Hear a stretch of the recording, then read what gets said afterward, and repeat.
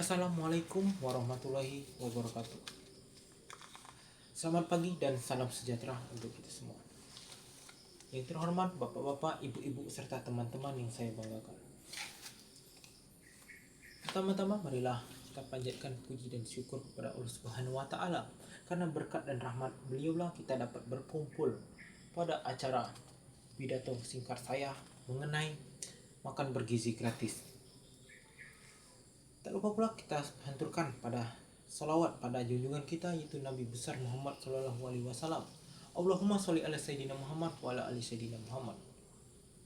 Hadirin sekalian, makan bergizi gratis merupakan program dari pemerintah yang dimana program tersebut memiliki tujuan untuk meningkatkan kualitas gizi pada masyarakat, terutama pada anak-anak. Tujuannya sangat mulia, yang dimana untuk meningkatkan kesehatan, mendukung proses belajar, dan mengurangi stunting. Namun, adapun kenyataan-kenyataan yang berbeda, yang dimana pada kebijakan ini terdapat dua sisi, yaitu sisi positif pro atau sisi negatif yaitu kontra. Sebelum itu, adapun kenyataan yang nyatanya di lapangan, yang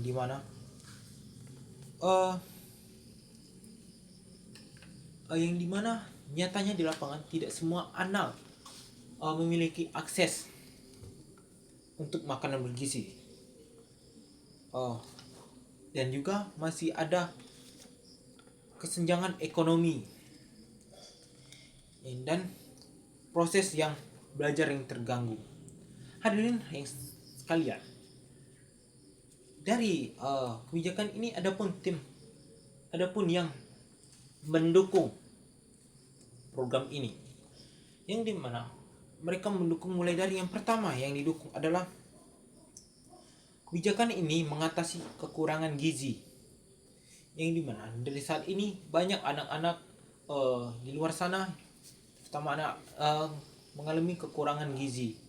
Nah, jadi program ini sangat berguna untuk mereka karena untuk mengurangi dari kekurangan gizi tersebut. Selain itu, kebijakan ini juga bermanfaat untuk meningkatkan fokus dan prestasi.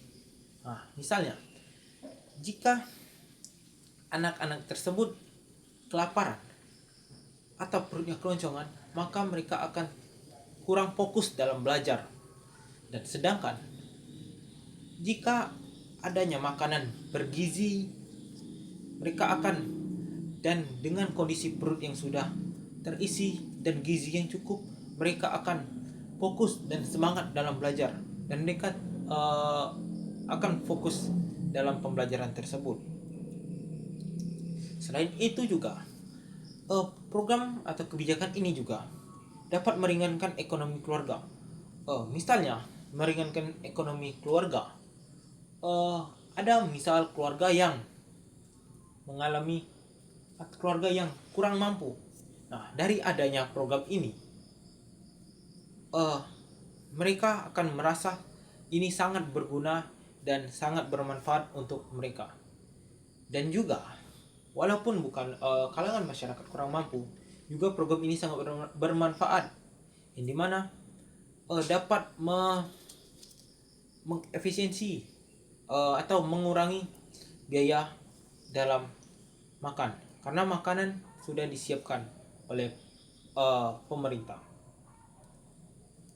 Selain itu juga program ini atau kebijakan ini juga dapat melakukan investasi kesehatan di masa depan. Nah, di mana investasi tersebut yaitu jika anak-anak sekarang sehat, maka kedepannya mereka akan terus sehat dan akan berlanjutan. Dan jikalau anak-anak kurang sehat atau kekurangan gizi, maka apa yang akan terjadi ke depannya?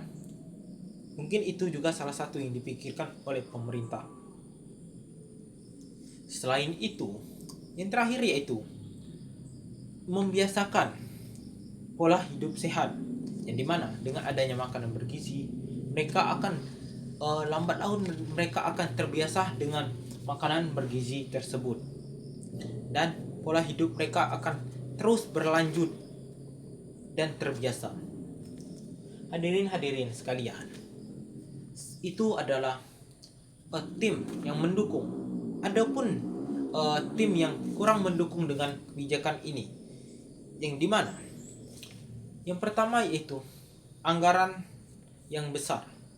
Nah, mungkin kita semua sudah mengetahui bahwa anggaran dari kebijakan atau program MBK ini sangat besar. Karena sudah banyak berita-berita mungkin yang hadirin sekalian yang telah mendengar dan membaca mengenai berita-berita anggaran yang dikeluarkan dalam MBK. Bahkan sekarang MBK itu adalah fokus utama pemerintah dan sebagian ada dana dari pendidikan itu dialihfungsikan ke program atau kebijakan ini. Selain yang kedua yaitu adanya risiko korupsi. Nah, kenapa ada tim yang tidak mendukung kebijakan ini? Karena adanya risiko korupsi. Mungkin hadirin dan teman-teman sekalian juga sudah mengetahui bahwa banyak oknum-oknum yang menyalahgunakan kebijakan ini untuk melakukan yang menguntungkan dirinya sendiri tanpa memikirkan dampak bagi orang lain. Yang ketiga yaitu adanya ketergantungan masyarakat. Nah, jadi ketergantungan masyarakat ini maksudnya yaitu jika program ini terus berlanjut, masyarakat akan merasa ketergantungan atau merasa wah ini ternyata kewajiban pemerintah untuk menyiapkan makan MBG ini. Nah, jadi jikalau MBG ini diberhentikan, masyarakat yang ketergantungan ini akan merasa ada yang kurang atau merasa pemerintah tidak memikirkan dia lagi. Jadi ketergantungan masyarakat itu sangat berbahaya jika masyarakatnya itu merasa kalau itu adalah kalau program ini akan berjalan terus menerus. Nah, jadi kita harus melakukan kebijakan atau harus memikirkannya bahwa jangan sampai masyarakat itu terlalu ketergantungan dengan MBG tersebut. Lalu yang keempat, kualitasnya tidak merata, yang dimana di sekolah A dan sekolah B itu memiliki kualitas yang berbeda, yang dimana misal di sekolah A memiliki untuk menu, misal contohnya menunya itu sudah sesuai dengan ketentuan, tetapi di sekolah B tidak sesuai ketentuan. Nah, dari sekolah B tersebut ternyata ada oknum-oknum yang bermain, ataupun kenapa tidak sesuai ketentuan di desa atau di sekitar sekolah tersebut yang menjalankannya itu ternyata bahan pokok atau sembakonya berbeda dengan sekolah B, dengan sekolah A maksudnya. Nah, jadi itu mungkin kualitas yang tidak merata, yang dimana mereka sudah sesuai dengan ketentuan, tetapi karena bedanya harga, jadi kualitasnya berbeda dengan harga yang murah di sekolah A tersebut. Yang terakhir itu adanya kendala distribusi, yang dimana kendala distribusi itu adalah pengantaran. Jadi pengantar tersebut adalah transportasi, yang dimana transportasi terbatas.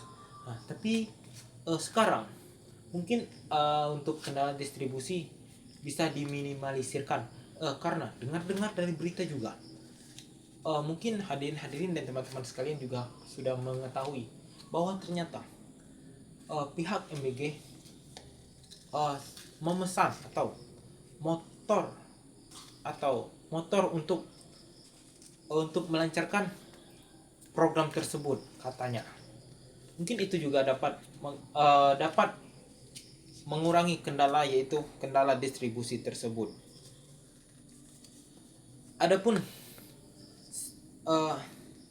sikap yang mungkin yang termasuk terkhusus saya ya sih, bahwa program ini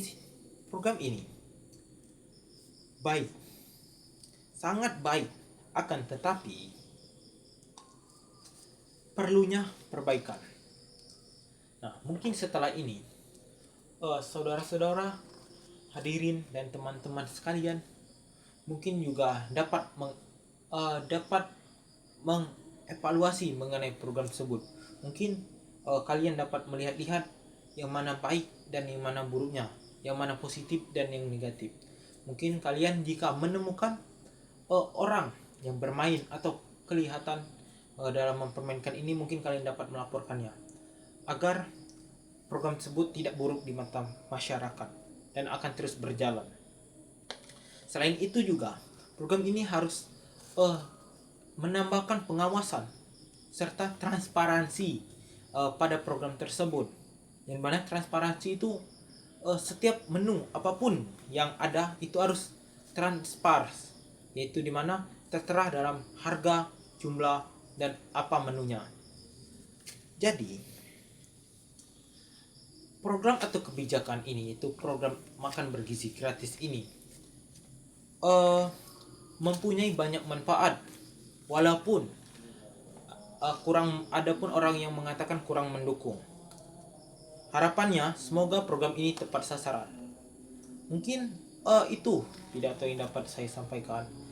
Jika ada salah kata dan salah pengucapan dan menyinggung saudara-saudara hadirin dan teman-teman sekalian, saya mohon maaf. Pada Allah saya mohon ampun. Wabillahi taufiq wal hidayah. Wassalamualaikum warahmatullahi wabarakatuh.